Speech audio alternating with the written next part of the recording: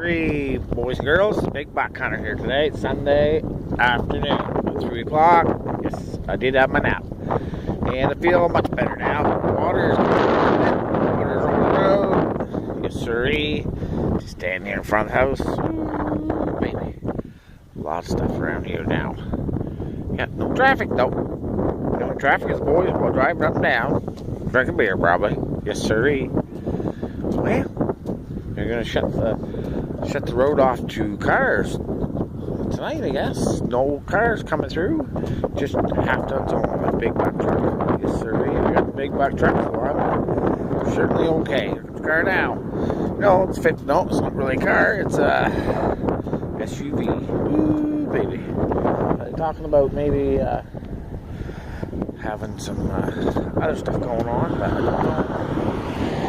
All the boys out drive around. He's driving a little too fast, Kirk is, so I'll have to tell him to slow her down. Ooh, baby, looking for some good driftwood. Look at that.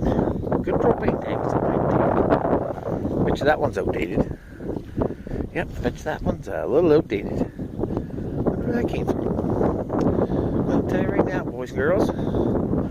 There's a piece of driftwood right there. Stuck under the guardrail. Well, look at my rubber boots on. Yes, I do.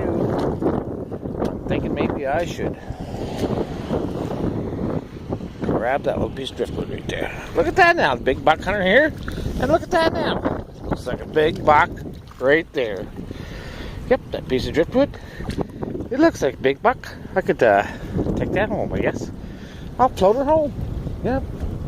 Look at that now, eagle. An eagle soaring around. Yep, so I'm gonna drag that baby home and maybe turn that into a deer head. It's got the antlers on there now. Looks like a big buck for the big buck hunter. Well, I guess that's all for now. Over and out.